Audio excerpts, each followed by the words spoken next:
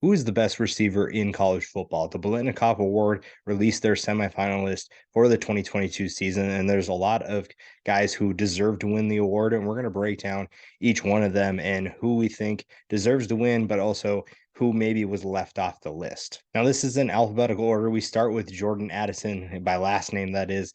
Jordan Addison has had a phenomenal year when he's been in the lineup. When he's been healthy, he has been one of the best receivers in college football, and USC has definitely benefited from his performances last week against UCLA. He had a big game, and his separation is really probably the best in college football. I don't know if there are many that can challenge him. He is one of the best separators in the sport, and it's really fun to watch him work. Caleb Williams has already grown fond of him, and they've had a good connection all year. They have good chemistry, and when you look at the numbers he's put up so far in his, he hasn't played a full season, but even in his limited time, in terms of injuries, he has still put up big numbers. Brock Bowers is a tight end, still somehow fits in this category because he's a great pass catcher.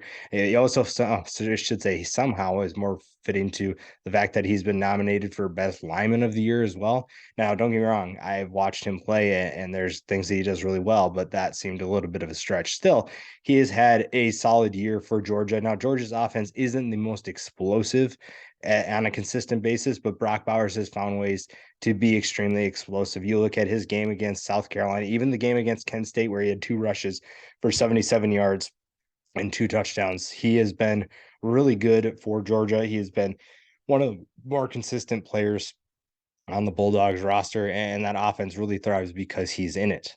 Tank Dell, to me, has had the least amount of help in this group. When you look at even the last 2 years, he has been phenomenal. He has been someone that is dominating the competition, and that's including when everybody knows he's getting the football.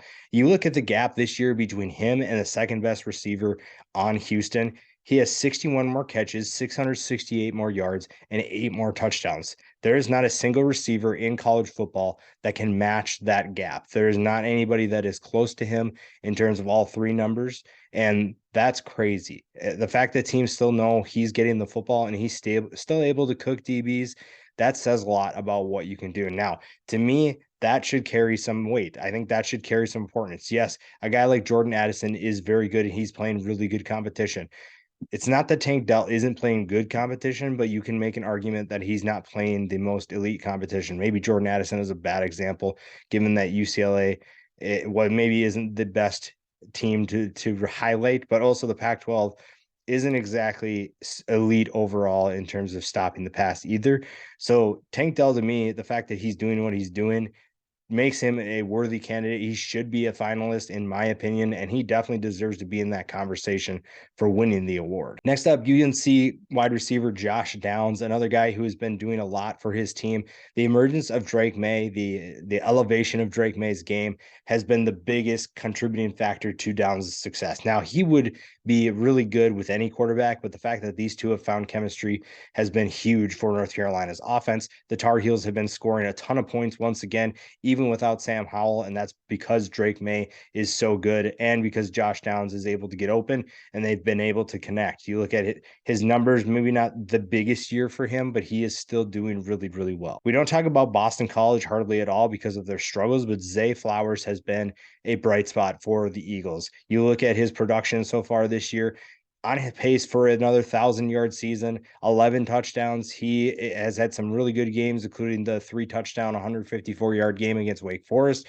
Another guy who is going to be maybe a day 2 pick in the NFL draft, and someone who maybe doesn't get in the spotlight as much as he should, but that's more because of his team and not because of him. Marvin Harrison Jr. has been everything we expected to be, and even more sometimes. You look at some of the highlight reel plays that he's produced, and you've really just had your jaw hit the floor. He's been doing some incredible things, and obviously he's got dad's name, but he's been putting in work too. Now, the one thing that you could say here, this is where we're talking about Tank Dell. Marvin Harrison Jr. does benefit from having guys like Jackson Smith and Jigba, Julian Fleming, and Emeka Ibuka, Cade Stover. He does benefit from having those guys so that teams can't double cover him or triple cover him, but teams still do that. So you have to give him props.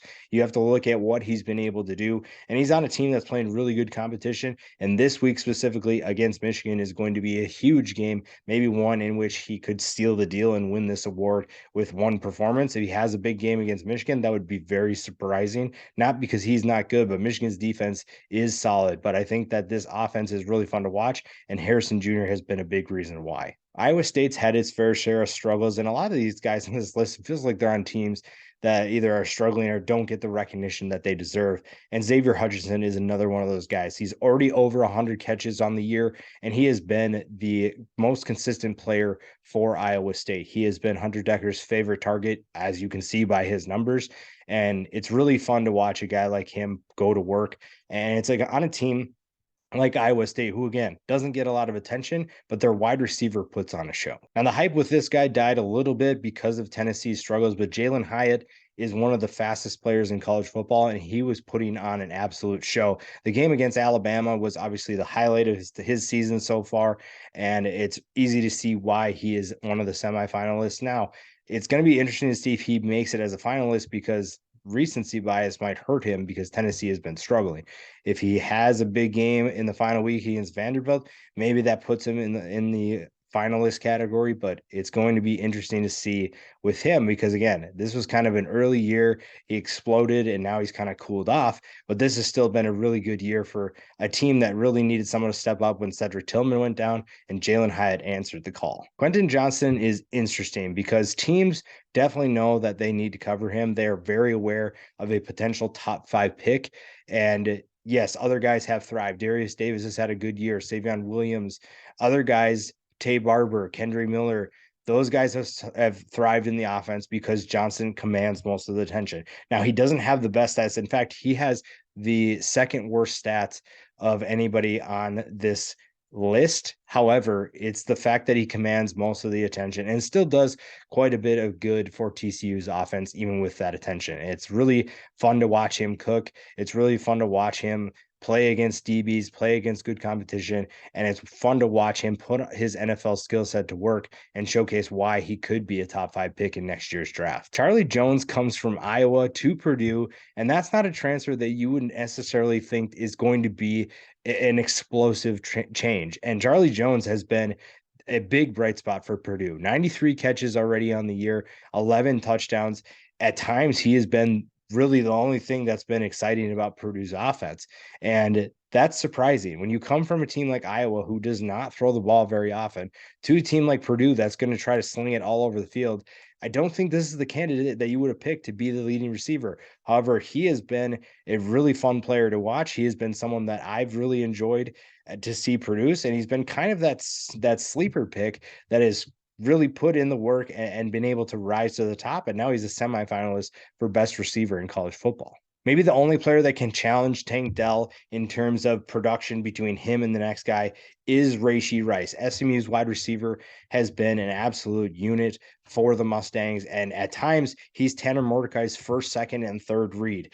Early in the season, when nobody was really stepping up and injuries were kind of hitting the wide receiver group hard, Rishi Rice stepped up in a big way. He was able to produce some big numbers, even with teams focusing on him. I think the Maryland game really showed us that he can beat any DB that is in his way. He is going to be really fun to watch at the next level. And even though he has been the only thing that SMU can find at times, the only thing that can move the ball forward, the only player that can get the job done, it's really helped him and his draft stock. That is something that has benefited him. Obviously, he'd probably rather have more success as a team, but it's still been fun to watch him put in the work and be able to dominate at the level that he's been playing. I think the surprise of this group was Tulsa wide receiver Keelan Stokes. Now, you look at his year, obviously he's having a good year, over 1,100 yards, 7 touchdowns, averaging 17 yards per catch.